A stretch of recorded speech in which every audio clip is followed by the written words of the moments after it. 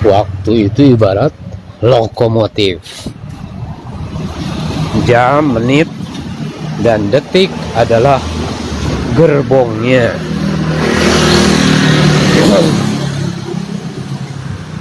Pada setiap stasiun tertentu ada orang naik, ada orang turun, dan penumpangnya tidak peduli. Sibuk dengan urusan masing-masing. Begitulah kehidupan di dunia ini, silih berganti orang, silih berganti manusia, tidak memperdulikannya, dan sibuk dengan dunia mereka. Maka sibukkan diri dalam urusan agama.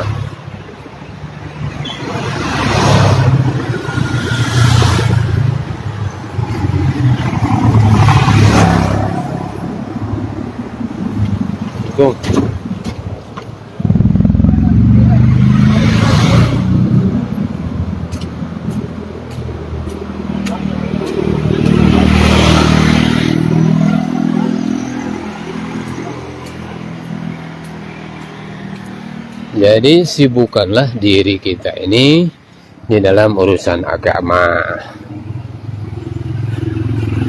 Cara untuk mendapatkan ridho Allah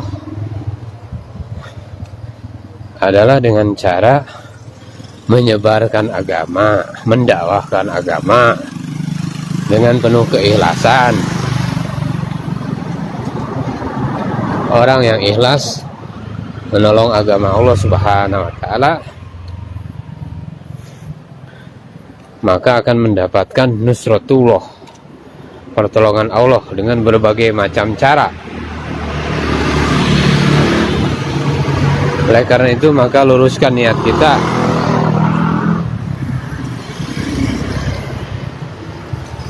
Meluruskan niat.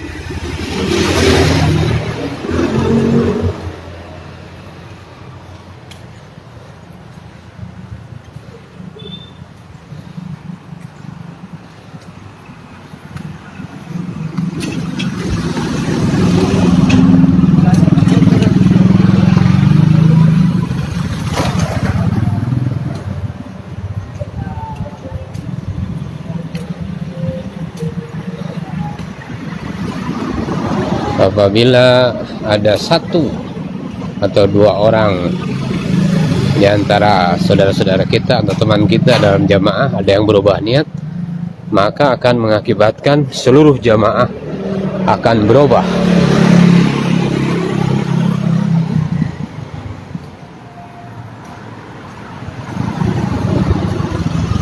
Maka niat kita, gerak kita, pikir kita, risau kita ini harus berdasarkan niat yang ikhlas, hanya mengharap kepada keridhaan Allah Subhanahu wa taala.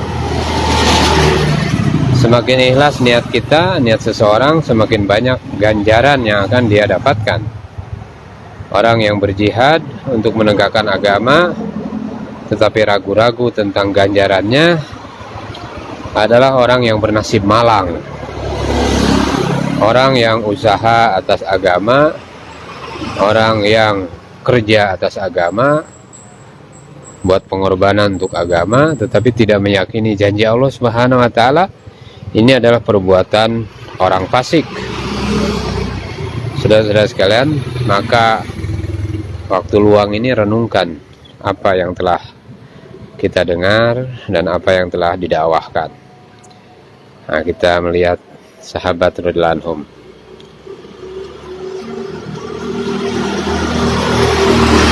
Bagaimana sifat-sifat sahabat ini, apakah telah wujud dalam diri kita?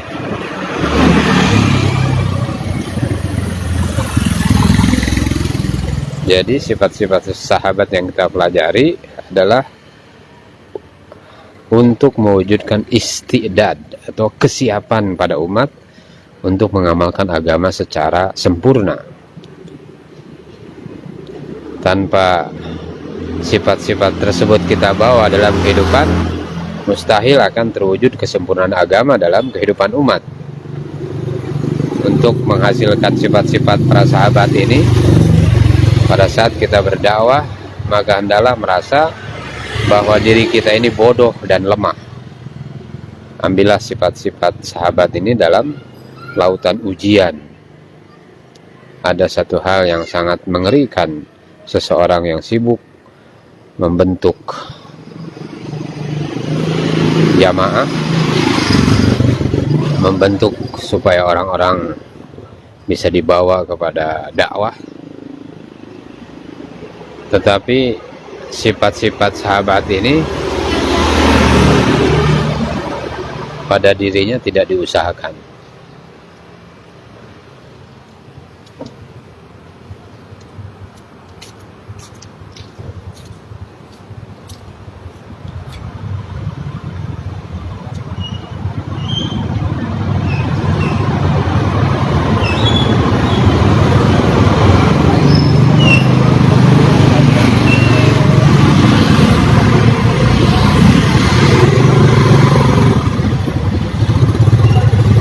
Ada orang-orang yang buat kerja dakwah ini, pertama dia bersikap seperti seorang thalib, seorang pelajar. Yang kedua qanit, yang berpuas hati. Kemudian yang ketiga yaitu naqid, yaitu suka mengkritik. Orang yang menjadi thalib, pelajar, thalib itu, maka akan kekal di dalam setiap usahanya, setiap kerja-kerjanya.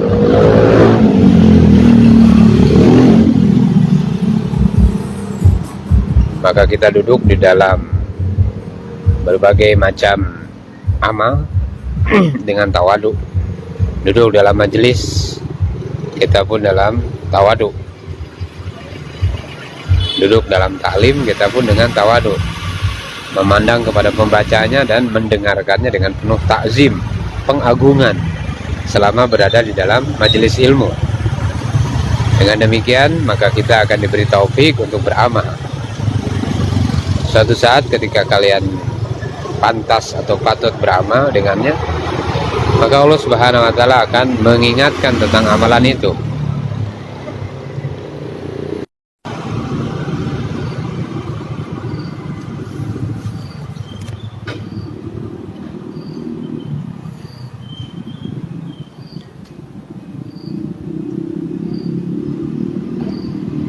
Alif ba'ta'nya daripada dakwah adalah silaturahim harian setiap hari kita. Kemudian kita buat silaturahmi setiap pekan juga kepada masyarakat kita. Kemudian 3 hari kita belajar islah diri juga, memperbaiki iman, membawa orang-orang belajar memperbaiki dirinya. Kemudian bisa 40 hari juga setiap tahun bawa dengan orang-orang di kampung kita untuk keluar di jalan Allah Subhanahu wa Ta'ala, belajar islah atas diri mereka. Dan 4 bulan minimal seumur hidup sekali, seumur hidup kita belajar dengan mereka untuk memperbaiki iman dan amal. Segala sesuatu butuh waktu, butuh pengorbanan. Maka demikian juga untuk agama, untuk dunia saja kita perlu berkorban waktu kita untuk menyelesaikan suatu perkara, apalagi untuk agama, untuk kehidupan yang akhirat yang abadi selama-lamanya.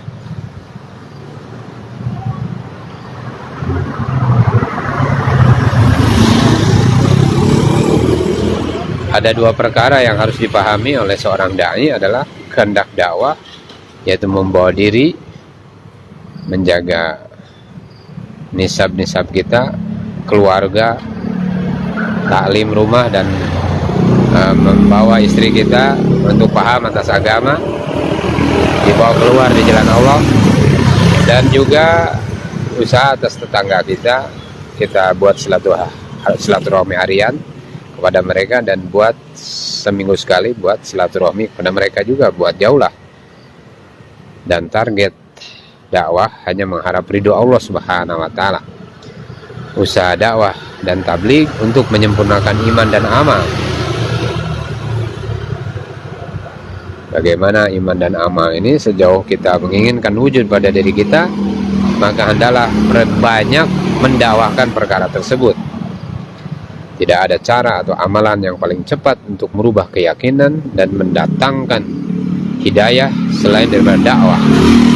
Ittiba, mengikuti Nabi Shallallahu Alaihi Wasallam, adalah mengikuti amalan dan maksud hidup Rasulullah Shallallahu Alaihi Wasallam.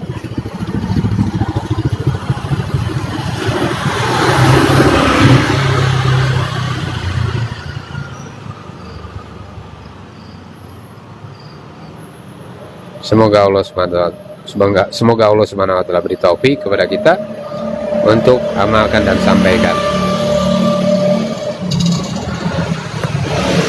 Subhanallah wa bihamdi, subhanakallahumma wa bihamdika, asyhadu an la ilaha illa anta, astaghfiruka wa atubu ilaik.